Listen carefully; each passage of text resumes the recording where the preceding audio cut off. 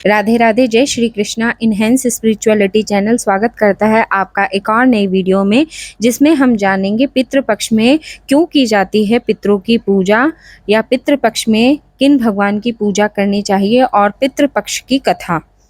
शास्त्रों के अनुसार पितृपक्ष में अपने पितरों के निर्मित जो अपनी शक्ति सामर्थ्य के अनुसार शास्त्र विधि से श्रद्धा पूर्वक श्राद्ध करते हैं, उनके सकल मनोरथ सिद्ध हो जाते हैं और घर परिवार व्यवसाय तथा आजीविका में हमेशा उन्नति ही होती है। पितृपक्ष के दौरान पितर पूजनीय होते हैं, लेकिन इस दौरान घर के भगवान की सेवा करना भी ना भूलें। रोज की तरह भगवान को स्नान कराएं, श्रृंगार कराएं और उनकी सेवा करें। हम जैसे रोज सुबह अपने भगवान की पूजा करते हैं, उसी तरीके से पितृपक्ष में भी हमें अपने भगवान की सेवा और आराधना करनी चाहिए। पितृपक्ष की पौराणिक कथा के अनुसार जोगे तथा भोगे दो भाई थे। दोनों अलग अलग रहते थे। जोगे धनी था और भोगे निर्धन। दोनों में परस्पर बड़ा प्रेम था। जोगे की पत्नी को धन का अभिमान था, किंतु भोगे की पत्नी बड़ी सरल हृदय वाली थी।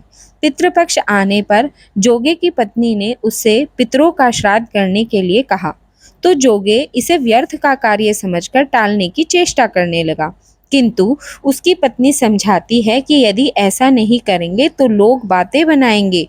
फिर उसे अपने मायके वालों को दावत पर बुलाने और अपनी शान दिखाने का यह उचित अवसर लगा।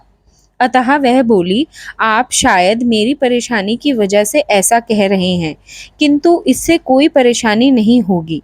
मैं भोगे की पत्नी को बुला लूंगी, दोनों मिलकर सारा काम कर लेंगी। फिर उसने जोगे को अपने पीहर न्योता देने के लिए भेज दिया। दूसरे दिन उसके बुलावे पर भोगे की पत्नी सुबह सवेरे आकर काम में जुट गई। उसने रसोई तैयार की, अनेक पकवान बनाए, फिर सभी काम निपटाकर अपने घर आ गई।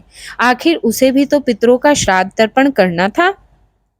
इस अवसर पर ना जोगे की पत्नी ने उसे रोका, ना वह रुकी। शीघ्र ही दोपहर हो गई। पितर भूमि पर उतरे।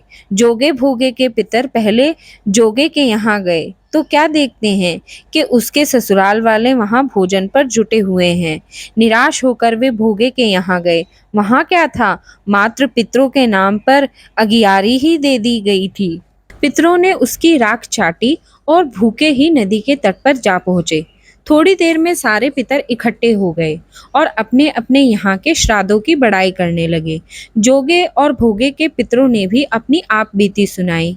फिर वे सोचने लगे, अगर भोगे समर्थ होता तो शायद उन्हें भूखा न रहना पड़ता, मगर भोगे के घर में तो 2 जून की रोटी तक भी खाने को नहीं थी। यही सब सोचकर उन्हें भोगे पर दया आ गई। अचानक वे नाच नाच कर गाने लगे, भोगे के घर धन हो जाए, भोगे के घर धन हो जाए। सांझ होने को हुई। भोगे के बच्चों को कुछ भी खाने को नहीं मिला था। उन्होंने माँ से कहा, भूख लगी है। तब उन्हें टालने की गरज से भोगे की पत्नी ने कहा, जाओ, आंगन में होदी औंधी रखी है, उसे जाकर खोल लो, जो कुछ मिले बांट कर खा लेना।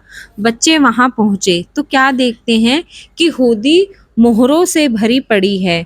वे दौड़े दौड़े माँ के पास पहुंचे और उसे सारी बातें बताई। आंगन में आकर भोगे की पत्नी ने यह सब देखा तो वह भी हैरान रह गई।